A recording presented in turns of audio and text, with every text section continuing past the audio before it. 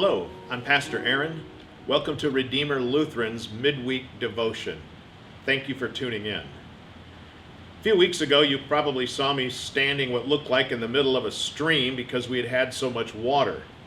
We had about, 8 or 9 inches that weekend, and it looks like this week we might be in store for another 8 or 9 inches, and that's caused some flooding in our area. Some people have even referred to it as flooding of biblical proportions. Now, that's a silly thing to say, but the rain we're going to get is never going to cover the earth. God made us a promise that He wouldn't send us that much water again.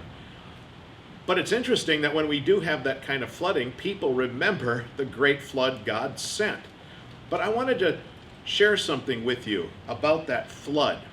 And it's what God knew He was accomplishing with the flood and what He wasn't accomplishing with the flood. This is what God said before He sent the floodwaters. The Bible tells us, "The Lord saw how great the wickedness of the human race had become on the earth, and that every inclination of the thoughts of the human heart was only evil all the time." That's bad, isn't it? That's God's judgment on your heart and my heart. The inclination of our hearts is only evil all the time. And yet, that's not how God saw Noah, is it? Or the members of his family. Because through faith, God had credited Noah and his family with righteousness. That's how God had treated Abraham too, several years later. But then, after the flood, we also read these words.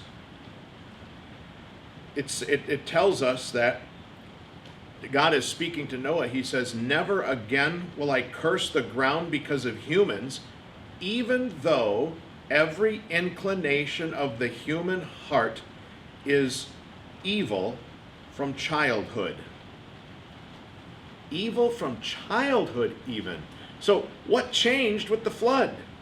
In the human heart, nothing. God's purpose in sending the flood wasn't to change human hearts.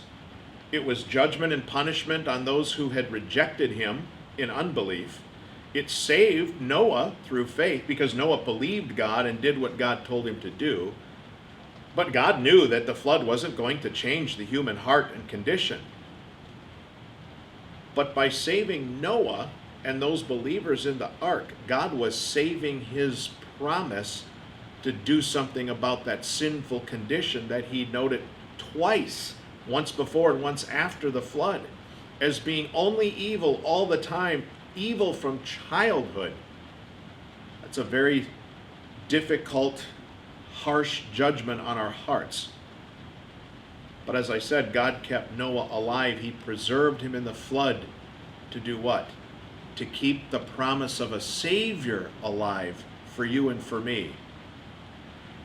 Eventually, God did send His Son.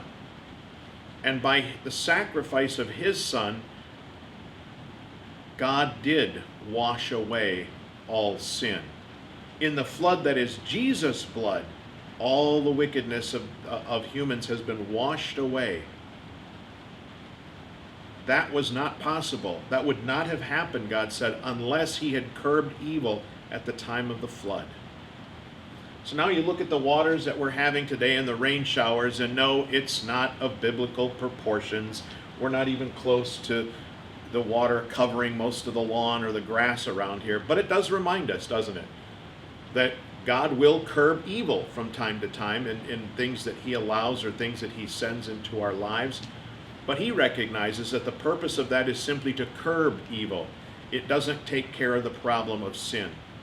No matter what this water is going to wash away, it does not wash away sin.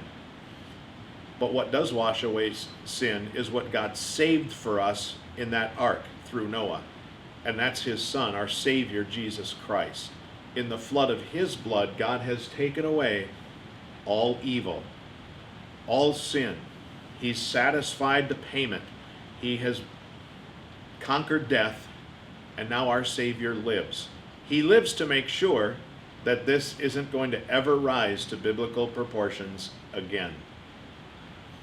I pray that you will have a very blessed week, comforted by the fact that God has done something about evil, not in water, but in the blood of his Son. Have a great week.